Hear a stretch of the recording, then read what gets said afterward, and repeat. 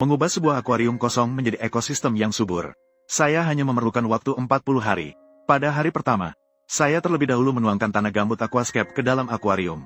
Sementara itu, saya menciptakan ketinggian di belakang. Kemudian saya meletakkan batu seiryu. Saya tidak melakukan perencanaan struktur apapun. Saya hanya melempar di mana saja, dan itu sudah menjadi pemandangan. Menggunakan lem super untuk mengikat batu-batu tersebut. Memastikan bahwa batu tersebut tidak akan bergerak selama proses berikutnya. Setelah lem benar-benar mengering, saya terlebih dahulu memisahkan dengan kain jaring. Kemudian saya menggunakan gunting untuk menonjolkan batu-batu tersebut. Karena di atasnya masih akan ditambahkan tanah. Jika tanah terlalu lembab, maka akan meningkatkan kemungkinan pertumbuhan jamur. Saya menggunakan dua jenis tanah. Salah satunya adalah campuran tanah yang kaya nutrisi. Tanah tersebut ditumpuk di kedua sisi. Dan di tengah, saya membentuk jalan kecil dengan tanah organik. Mereka akan menyediakan nutrisi yang dibutuhkan oleh tanaman air.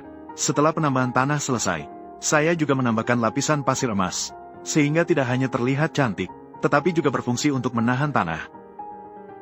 Garis dasar sudah selesai. Kedalaman air diperkirakan berada di bawah garis tengah. Oleh karena itu, masih banyak pekerjaan penanaman yang harus dilakukan. Jangan lihat hanya sedikit yang ada di dalam cangkir. Tapi sebenarnya ini adalah proyek besar. Karena tanah dapat membakar akar tanaman. Jadi saya akan berusaha sebaik mungkin untuk menanam tanaman di pasir. Dalam beberapa hari ke depan, mereka akan tumbuh dengan cepat. Menjadi dasar bagi dunia yang makmur. Akhirnya, saya juga menaburkan beberapa mata lele di permukaan air. Mata lele berkembang biak dengan cepat. Mereka dapat membantu menyaring kotoran di dalam air. Pada hari ketujuh, kualitas air menjadi jernih. Di kaca juga mulai muncul lapisan kotoran. Sisi lain, tanaman berusaha keras untuk beradaptasi dengan lingkungan. Hal ini menyebabkan beberapa daun tua selama proses adaptasi perlahan-lahan menjadi layu. Mungkin saya harus melakukan sesuatu untuk membuat kehilangan alami tanaman menjadi lebih berarti. Jadi pada hari ke-10, saya memutuskan untuk menambahkan beberapa udang kecil. Kehadiran mereka menandakan bahwa dunia kecil ini akan segera memasuki tahap yang sepenuhnya baru. Beberapa udang kecil sangat pemalu, dan segera bersembunyi di dalam tanaman. Mereka hanya akan keluar untuk menjelajah setelah merasa aman. Sementara yang berani, telah mulai melakukan pembersihan. Sebagai petugas kebersihan, mereka sangat kompeten. Bahkan bintik alga coklat yang ada di permukaan yang keras, mereka juga pasti tidak akan melewatkannya. Bicara tentang pembersihan, hewan berbentuk kerang pasti adalah pembersih alami. Mereka memiliki cangkir penghisap alami. Sangat cocok untuk membersihkan kotoran di kaca, sehingga meningkatkan transparansi akuarium. Singkatnya, masalah kebersihan perairan saat ini sudah teratasi. Selanjutnya, saya juga menambahkan beberapa isopoda tanah di bagian daratan. Isopoda tanah termasuk dalam pengurai. Mereka akan menggerogoti semua benda membusuk dan jamur di daratan. Dengan cepat, waktu telah tiba di hari ke-17. Hari ini saya berencana menambahkan beberapa makhluk baru. Ini ada 21 ikan tetra amandae. Saat ini mereka masih dalam tahap remaja. Ketika mereka menyesuaikan diri dengan lingkungan baru, mereka akan mulai tumbuh dengan cepat. Saat itu mereka akan perlahan-lahan berubah menjadi warna cerah seperti cabai. Saat ikan bermain dengan ceria, beberapa tanaman di darat secara bertahap dihapus. Di alam, tanaman yang membusuk ini akan diuraikan oleh jamur. Untuk memberikan kondisi hidup bagi jamur, saya mensimulasikan hujan deras. Saya menggunakan alat semprot pestisida. Saya menyemprotkan air secara merata di daratan. Seolah-olah hujan halus jatuh. Air secara perlahan meresap ke dalam tanah, menciptakan lingkungan lembab yang cocok untuk pertumbuhan jamur. Seiring berjalannya waktu, beberapa jamur kecil mulai muncul di permukaan dan di bawah tanah, dan muncul dengan kecepatan yang menakjubkan.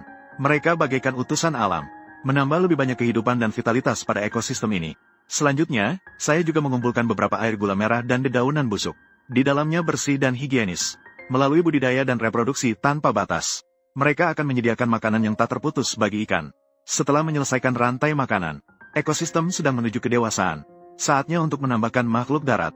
Pada hari ke-25, saya menambahkan beberapa kepiting iblis. Mereka akan menghabiskan sebagian besar waktu di darat. Ketika kepiting berjalan menuju tepi air, beberapa gelembung mulai muncul dari dasar air. Itu karena tanaman sedang melepaskan gelembung oksigen. Ini adalah sinyal yang optimis, menunjukkan bahwa kondisi akuarium dapat mendukung pertumbuhan tanaman. Seiring berjalannya waktu, semua makhluk menjadi nyaman. Mereka perlahan mulai saling mengenal, termasuk kepiting. Namun, kebanyakan waktu, kepiting akan bersembunyi di celah kecil batu. Hanya ketika tidak ada orang di sekitar, ia akan keluar. Namun, jika ia melihat orang mendekat, ia akan kembali bersembunyi di celah itu. Kadang-kadang saya akan melepaskan seekor jangkrik untuk mencoba menariknya keluar. Menariknya, rencana ini selalu berhasil setiap kali. Jelas sekali, si bodoh ini adalah seorang pemakan. Pemakan yang pemalu. Saudaranya tinggal di bawah air. Saat ini ia berusaha keras agar tidak terlihat. Menariknya, ia bahkan mencoba bersembunyi di balik selembar daun untuk melakukan penyamaran. Namun, saat ia pergi, ia ditemukan oleh seekor ikan. Anda mungkin tidak percaya, si bodoh ini bahkan lari ketakutan. Sampai sekarang, belum ada kepiting yang mencoba memangsa udang atau ikan. Ini juga bisa dianggap sebagai hal yang baik. Di daratan, isopoda tanah menjadi semakin aktif.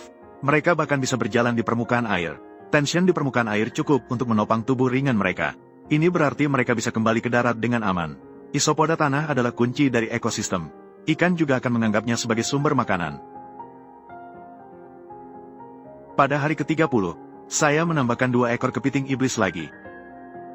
Untuk menjaga mereka tetap dalam kondisi baik, saya membiarkan mereka merayap masuk ke dalam akuarium dengan sendirinya. Setengah jam kemudian, 2 kepiting itu keluar satu persatu dari kotak, mulai menjelajahi lingkungan baru ini. Sementara itu, teman-teman mereka tidak mengetahui semua ini. Saat ini mereka masih tertidur nyenyak di celah-celah. Mungkin karena ketakutan terhadap lingkungan baru. Ada 1 kepiting yang merayap kembali ke pot bunga. Hingga beberapa jam kemudian, barulah ia merayap keluar lagi. Kali ini ia juga datang ke pantai, memutuskan untuk mencari tempat perlindungan yang aman. Akhirnya ia memilih untuk menggali lubang di tanah. Sepertinya ingin menguburkan dirinya sendiri. Sementara itu, seekor jangkrik menarik kepiting itu keluar dari celah-celah batu. Namun kali ini tampaknya ia tidak seberuntung itu. Kepiting ini paling aktif saat senja. Di pagi hari, mereka akan meninggalkan daerah daratan. Saat ini saya akan meningkatkan kelembapan dan menyiram tanaman. Ini akan mensimulasikan lingkungan pertumbuhan alami mereka. Pada hari ke-35, semua kepiting sudah akrab dengan tempat ini. Ini adalah yang paling aktif. Ia sangat suka memperhatikan segala sesuatu di sekitarnya. Sementara itu, angin bertiup di seluruh dunia. Sebagian besar daun terangkat dan terbang di atas tanah. Daun akan melepaskan nitrogen dan fosfat ke dalam air. Ini dapat melindungi hewan dari bakteri dan jamur. Permukaan air bergetar dengan riak-riak. Tanaman menjadi lebih hijau karena kelembapan dari air ikan. Pada hari ke-40, tanaman mulai muncul bintik alga coklat. Ini sangat umum dalam lingkungan baru, menunjukkan bahwa ia sedang menyeimbangkan diri. Dalam waktu 40 hari, dari tidak ada menjadi ada. Dari sederhana hingga makmur, proses ini penuh dengan tantangan dan kejutan. Setiap makhluk berada di ruang kecil ini, menemukan tempat mereka sendiri, bersama-sama membangun sebuah ekosistem yang harmonis. Ini bukan hanya sebuah akuarium, lebih merupakan perwujudan keajaiban kehidupan alam.